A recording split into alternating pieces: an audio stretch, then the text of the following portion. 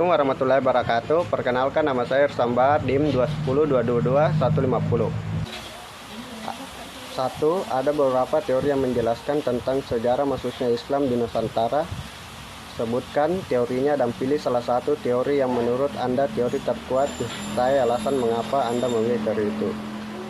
Teori masuknya Islam ada 3, yaitu teori Gujarat, Persia, dan teori Mekah. Menurut saya teori yang paling kuat yaitu teori Mekah, karena menurut Buya Hamka, bangsa Arab pertama kali ke Indonesia membawa agama Islam dan diikuti Persia dan Gujarat sebelum abad ke-13 Masehi.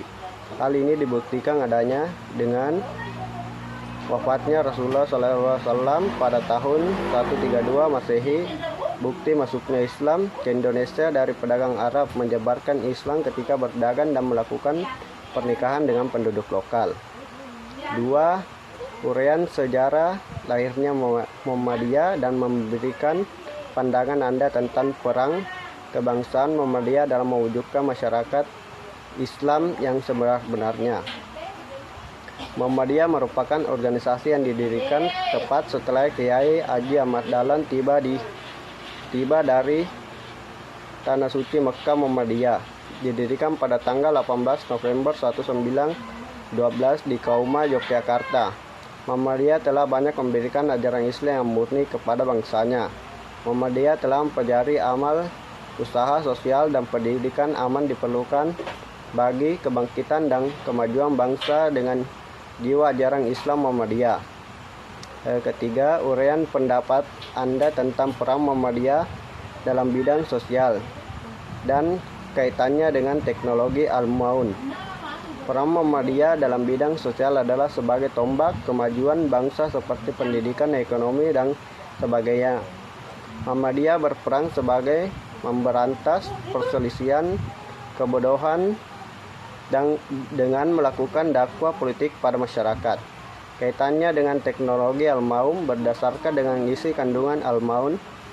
Muhammadiyah mengajurkan agar umat Islam tetap selalu memperhatikan orang yang terbelakang, tertindas, masih di bawah kemiskinan, dan jangan sampai mengabaikan anak yatim.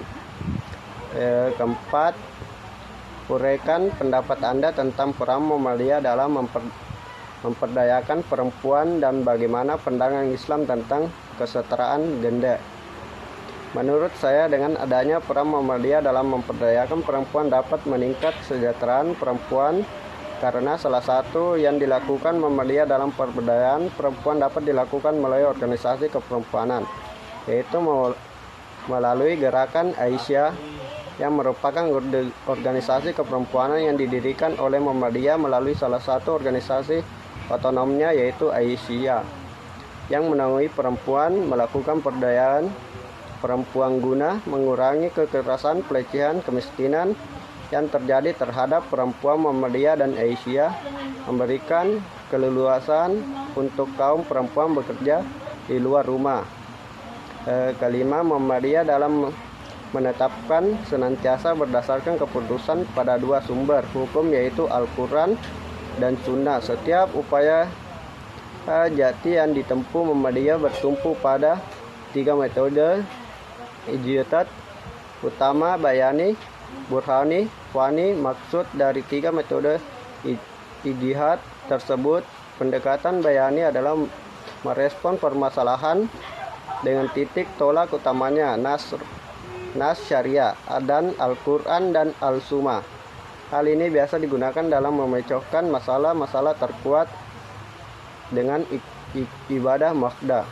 Pendekatan burhani adalah merespon ragam permasalahan menggunakan pendekatan ilmu pengetahuan umum yang berkembang, seperti dalam ijtihad penentuan awal bulan Qamariyah. Dalam hal ini banyak menggunakan capaian dan penempuan sains mutakhir supaya terjadi kesinambungan antara teks dengan konteks, maka memahami perkembangan konteks dan dibingkai dengan nasik al-syariah.